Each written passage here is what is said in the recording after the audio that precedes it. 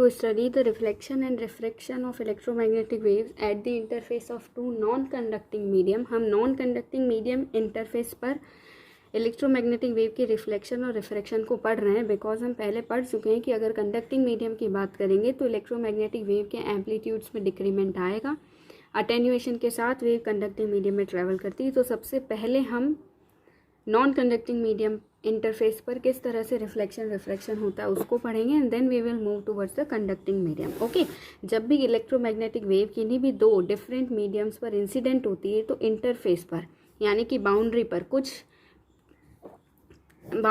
कुछ पोर्शन तो रिफ्लेक्ट हो जाता है और कुछ पोर्शन रिफ्रैक्ट हो जाता है। ओके, ये रिफ्लेक्शन और रिफ्रैक्शन के कुछ नियमों का पालन करते हैं। जैसे अब हम क्या करेंगे, इलेक्ट्रोमैग्नेटिक फील्ड वेक्टर्स पर लगने वाली बाउंड्री कंडीशंस के बेसिस पे दो नॉन कंडक्टिंग मीडियम के इंटरफेस पर इलेक्ट्रोमैग्नेटिक वेव के रिफ्लेक्शन और रिफ्रैक्शन को एक्सप्लेन करेंगे। Okay, on the concept of the boundary conditions. Okay, इस डायग्राम में देखिए क्या है, ये मीडियम 1 है और ये मीडियम 2 है और ये बीच में जो है ये पूरा नॉन कंडक्टिंग मीडियम की बाउंड्री है। Okay, now we will consider two homogeneous mediums.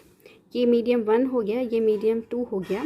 तो मीडियम 1 के अंदर electric permittivity epsilon 1, permeability mu 1 है, and the corresponding permittivity and permeability in medium 2 is epsilon 2 and mu 2। अब हमने ये कंसिडर कर लिया कि इंटरफेस पर इंसिडेंट होने वाली वेव का वेव प्रोपोगेशन कांस्टेंट KI है, I फॉर इंसिडेंट। रिफ्लेक्ट होने वाली वेव का वेव प्रोपोगेशन कांस्टेंट KR है और ट्रांसमिट होने वाले का वेव प्रोपोगेशन KT है, जिनकी एंगुलर फ्रिक्वेंसी इंसिडेंट वाले की एंगुलर फ्रिक्वेंसी ओमेगा I हो जाएगी, रिफ्लेक्टेड वाले की ओमेगा R हो जाएगी और ट्रांसमिटेड वाले की ओमेगा T हो जाएगी। ओके, और ये नॉर्मल यानी कि ये अभिलंब के साथ में इंसिडेंट वेव जो है वो थीटा I एंगल बना रहा है, रिफ्लेक्टेड वेव थीटा R बना रहा है और ट्रांसमिटेड वेव जो है वो थीटा T एंगल्स बना रहा है। अब हमने बताया कि इंटरफेस पर इलेक्ट्रोमैग्नेटिक वेव का कुछ फ्रैक्शन रिफ्लेक्ट हो जाता है और कुछ फ्रैक्शन ट्रांसमिट होता है। ट्रांसमिट बोले या हम बोले रिफ्रैक्ट हो जाता है, मीडियम चेंज करके दूसरे मीडियम में चला जाता है। हम यहाँ पर रिफ्रैक्शन के लिए नोटेशन T कंसीडर कर रहे हैं क्योंकि हमने रिफ्लेक्शन के लिए R ऑलरेडी यूज़ में ले लिया है। ओके, तो क्या हो रहा है, ये इंसिडेंट वेव है, इंटरफेस पर कुछ पोर्शन इसका टकरा के वापस रिफ्लेक्ट हो जाता है, इसी मीडियम में जा रहा है। देखिए मीडियम 1 के अंदर ही जा रहा है, लेकिन कुछ पोर्शन जो है वो रिफ्रैक्ट होकर नेक्स्ट मीडियम में चला जाता है, that is the KT।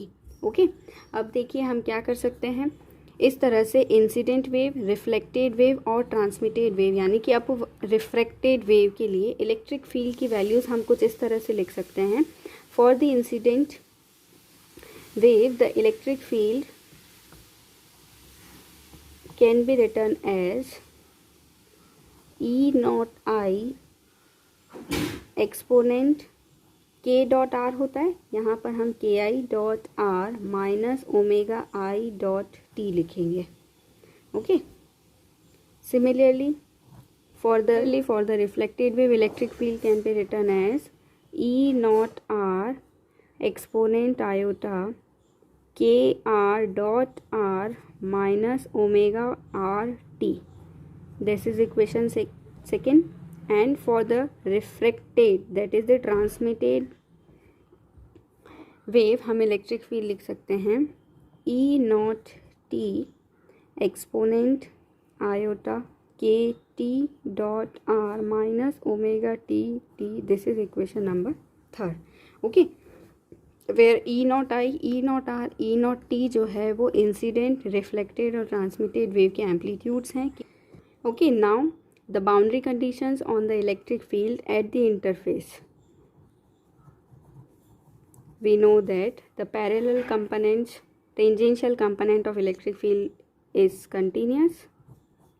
E1 parallel is equals to E2 parallel. Okay, अब देखिए E1 पैरेलल मतलब मीडियम 1 के अंदर का टेंजेंशियल कंपोनेंट, E2 मतलब मीडियम 2 के अंदर जो टेंजेंशियल कंपोनेंट आएगा वो। अब देखिए E1 यानी कि फर्स्ट वाले मीडियम में हम अपने पास में दो सेक्शन है, एक तो इंसिडेंट वेव और एक reflected wave. So E1 would be sum of E I parallel and E R parallel. Okay, और मीडियम सेकेंड के अंदर अपने पास में सिर्फ एक ही फ्रैक्शन है, that is the transmitted fraction और refracted fraction. So E2 parallel can be written as ET parallel. Okay, now substituting the values for EI, ER and ET, we would get E naught I parallel e raised to iota ki dot r minus omega it plus E naught r parallel e raised to iota kr dot r minus omega rt equals E naught t parallel e raised to iota kt dot r minus omega T N T. ये equation जो है ये interface पर जितने भी points हैं सारे ही points के लिए, ये इक्वेशन इंटरफेस पर जितने भी पॉइंट्स हैं उन सारे ही पॉइंट्स के लिए टी के सारे वैल्यूज़ के लिए एक जैसा होना चाहिए. चाहे हम इंटरफेस का ये पॉइंट लें, चाहे ये लें, चाहे ये लें, चाहे ये लें. इसका ये मतलब हुआ कि इस इक्वेशन के वैलिड होने के लिए टी के सारे कांस्टेंट्स जो हैं वो एक जैसे होने चाहिए. सो comparing the constants of T we would get omega I must be equals to omega R, that must be equals to omega T and that is omega. हम ये लेट कर लेते हैं. इसका ये मतलब हुआ कि इंसिडेंट वेव, रिफ्लेक्टेड वेव और ट्रांसमिटेड और अपवर्तित तरंगों के लिए एंगुलर फ्रिक्वेंसी जो है वो हमेशा सेम होती है. यानी कि रिफ्लेक्शन और रिफ्रैक्शन के केस में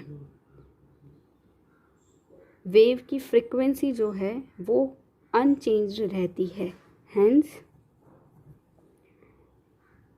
एंगुलर फ्रिक्वेंसी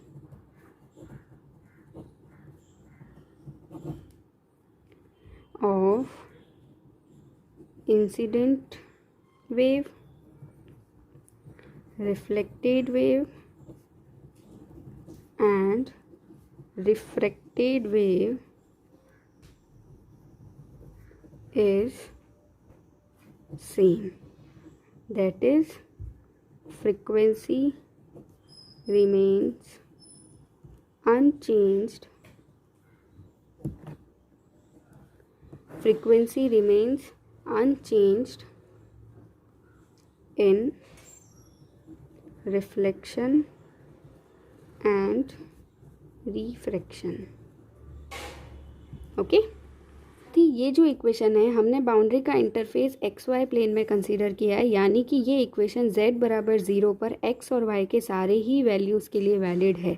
सो अब हम क्या करेंगे, x और y के कोफिशिएंट्स को कंपेयर करेंगे. ओके, और x और y के कोफिशिएंट्स हमें यहाँ से मिलेंगे because this is the position vector, और यहाँ से हमें x और y के कोफिशिएंट्स मिलेंगे. Okay, comparing the coefficients we would get ki dot r for z0 x के लिए coefficient, K R dot R for z0 and K T dot R for z बराबर 0. फॉर z0 लिखना है तो x और y component ही आएगा. We would gate x के I x, y के I Y.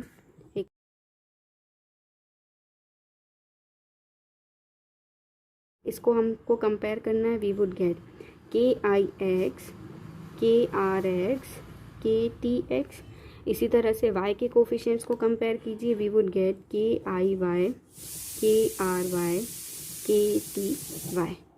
Okay, now these two equations clearly explains that incident wave, reflected wave and refracted wave are in the same plane. देखो, incident wave भी X plane में है, reflected भी x में है, और कि इंसिडेंस जिस प्लेन में होता है रिफ्लेक्शन और रिफ्रैक्शन भी उसी प्लेन में होता है. यानी कि तरंगों का आपतन जिस तल में होगा परावर्तन और अपवर्तन भी उसी तल में होते हैं. ओके, और ये हम प्रीवियस ऑप्टिक्स के सेक्शन में वैसे भी पढ़े हैं कि आपतित, परावर्तित और अपवर्तित तरंगें एक ही तल में होती है. तो ये इक्वेशन ये शो कर रही है that incident, reflected and refracted wave lies in same plane. Okay, now we will calculate laws of reflection and refraction. Now for the laws of reflection and refraction, we must use this property that incident, reflected and refracted wave all lies in the same plane. Now we will calculate kix, that means the propagation constant in the x direction, reflection constant in the x direction and refracted. Okay, तो अब हमें क्या करना है, इस के आई का X component निकालना है. This is the x direction, यानी कि एक्स डायरेक्शन की तरफ जो कंपोनेंट है वो हमें कैलकुलेट करना है. दिस इज़ नॉर्मल, यानी ये अभिलंब है. अभिलंब के साथ में ये एंगल बन रहा है theta I, so this would be 90 minus theta I. So in the triangle A O B, base upon hypotenuse would be cos, और ये एंगल जो है वो बन रहा है 90 minus theta I.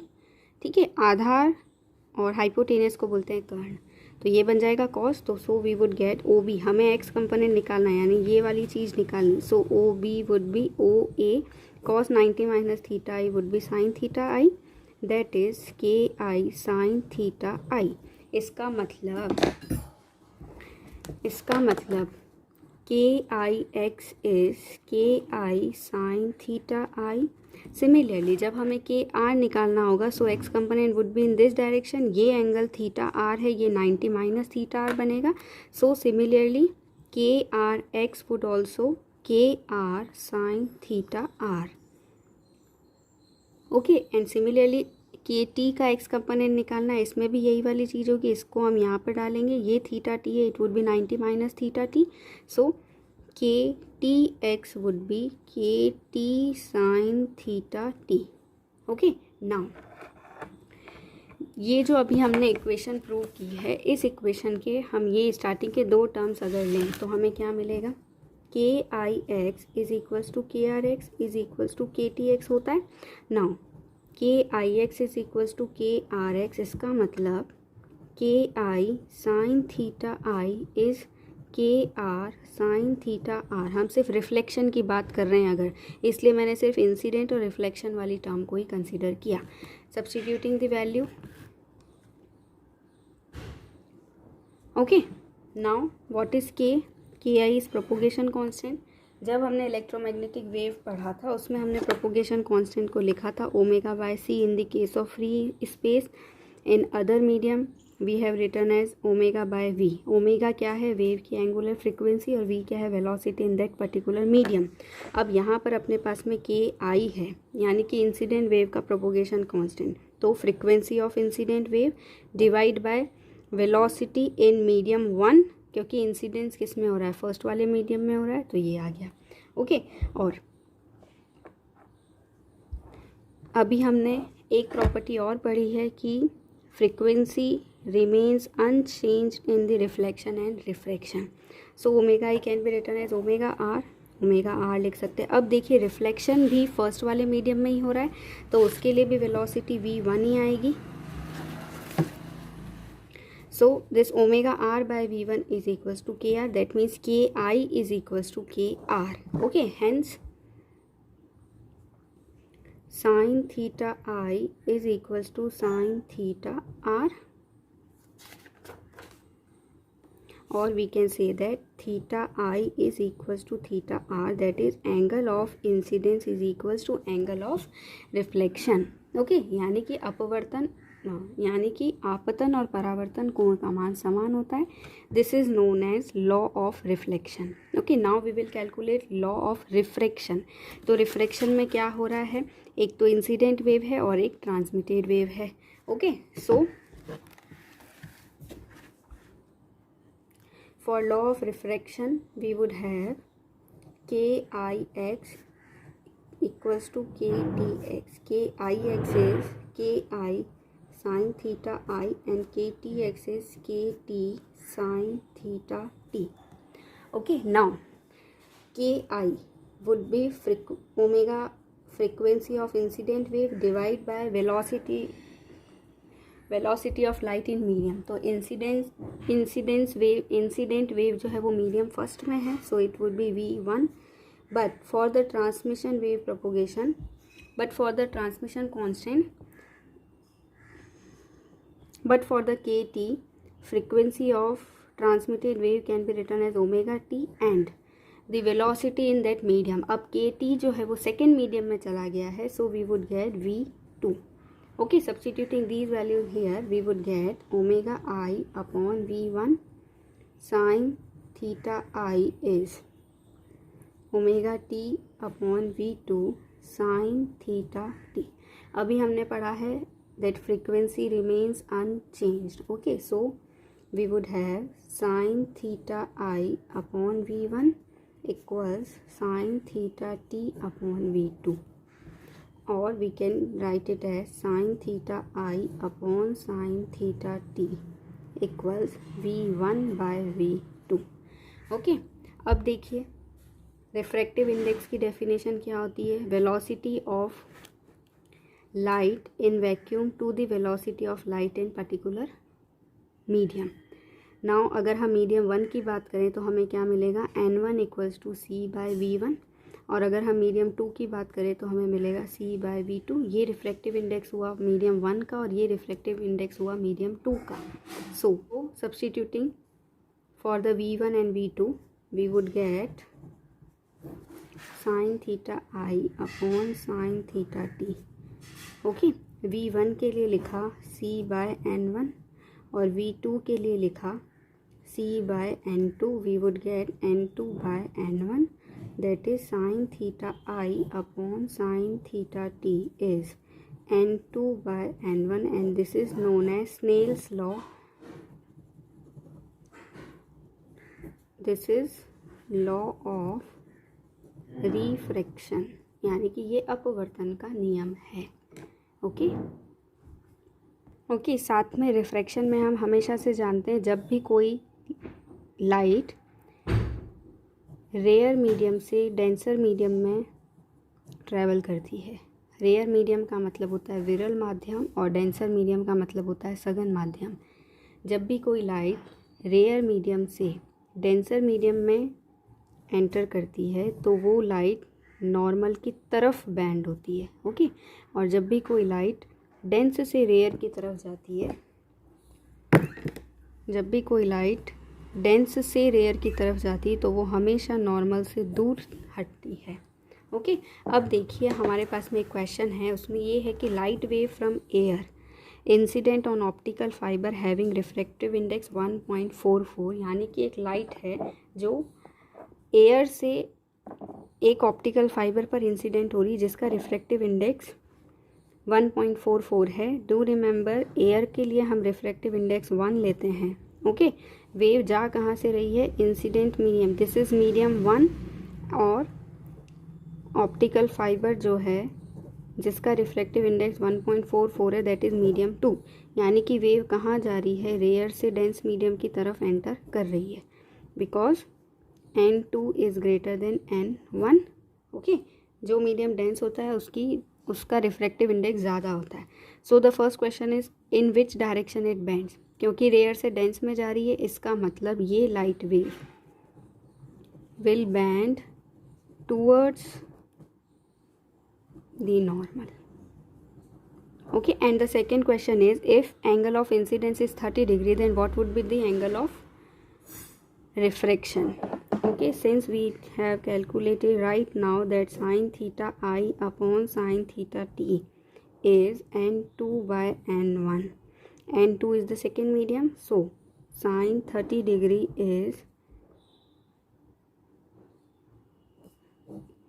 sin theta. So we have to calculate this. Hence n1 by n2 sin theta I is sin theta t. Now n1 is medium 1 that is air, refractive index is 1, n2 is medium 2 that is optical fiber, refractive index is 1.44, and sin theta I that is 30 degree is sin theta t. Hence on solving it we would get sin 30 is half, 0.5 upon 1.44, that is 0.35. Okay, so theta t would be sine inverse 0.35. That is nearly equals to 21 degrees. So the angle of refraction is 21 degree. Okay, thank you.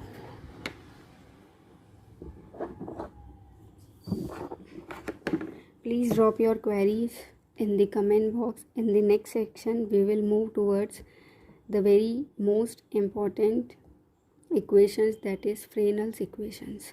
Okay.